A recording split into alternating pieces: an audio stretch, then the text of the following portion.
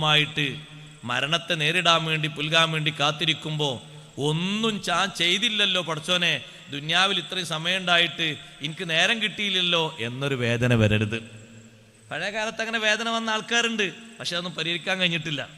ഗസാലി ഇമാം റളിയല്ലാഹു അൻഹു പറയുന്നുണ്ട്, ബനു ഇസ്രായേലിലെ വലിയ ഒരു സമ്പന്നനായ വ്യക്തി, അദ്ദേഹത്തിൻ്റെ കൊട്ടാരത്തിൻ്റെ 4 ഭാഗത്തും പാറാവുകാരുണ്ട്, കാവൽക്കാർ.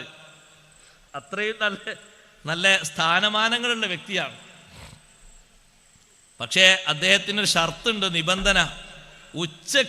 ഉച്ചമയക്കത്തിന് വേണ്ടി കിടന്നാൽ, ഊണ് കഴിച്ചിട്ട് ഒന്ന് വിശ്രമിക്കാൻ കിടന്നാൽ പിന്നെ വൈകുന്നേരം വരെ വിളിക്കാൻ പാടില്ല, സന്ദർശകർക്ക് പ്രവേശനമില്ല. വൈകുന്നേരം എല്ലാവരും ഒരു 4, 4:30, 5 മണിക്കാകുമ്പോൾ ഒന്ന് എഴുന്നേറ്റ് വേണ്ട കാര്യങ്ങൾ എന്താ ആ കാര്യങ്ങളൊക്കെ ചെയ്തുകൊണ്ട് അപ്പോഴാണ് ജനങ്ങൾക്കൊന്ന് കാണാൻ സമയം കൊടുക്കുക. ഒരു ദിവസം അദ്ദേഹം ഉച്ചക്ക് കിടന്നുറങ്ങുമ്പോൾ, ഉറങ്ങാൻ വേണ്ടി ഉറക്കറയിലേക്ക് നീങ്ങിയപ്പോൾ ഗേറ്റിന്റെ ഭാഗത്തൊരാൾ വന്നു. ഗേറ്റിന് മുട്ടി. മുൻഭാഗത്ത് നിൽക്കുന്ന പാറാവുകാരൻ പറഞ്ഞു, ഇപ്പൊ വിശ്രമത്തിലാണ്, ഇപ്പൊ കാണാൻ പറ്റൂല എന്ന് പറഞ്ഞു. അദ്ദേഹം ഒരു ഭാഗത്തേക്ക് മാറി നിന്നു. കുറച്ചുകൂടി കഴിഞ്ഞപ്പോ പിന്നെയും ഒന്നുകൂടി മുട്ടി.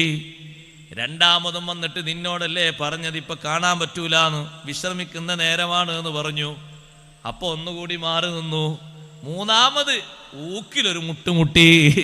ശബ്ദത്തോടുകൂടെ ഇദ്ദേഹത്തെ പിടിച്ച് കയ്യേറ്റം ചെയ്യാൻ വേണ്ടി വരുന്ന രൂപത്തില് വാച്ച്മാന് മുന്നോട്ട് വന്നപ്പോ വാതിലിന് ശക്തമായി മുട്ടിയ ആള് പറഞ്ഞു, നിങ്ങൾ പറയണം ഞാൻ അസ്രായിലാണ് വന്നിരിക്കുന്നത് എന്ന് രാജാവിനോട് പറയണം, മുതലാളിയോട് പറയണം.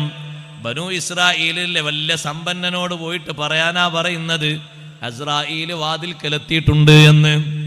മനുഷ്യന്റെ രൂപത്തില്, ഒരു യാചകന്റെ രൂപത്തിലല്ല, ഒരു സന്ദർശകന്റെ രൂപത്തിലാ വന്ന് മുട്ടുന്നത്.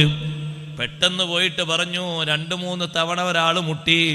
3-ാം തവണ അദ്ദേഹം പറഞ്ഞു, ഞാൻ അസ്രായേലാണ് എന്ന്. അപ്പോൾ അവിടെ കിടക്കുന്ന, കട്ടിലിൽ കിടക്കുന്ന മുതലാളി ചോദിക്കുന്നു,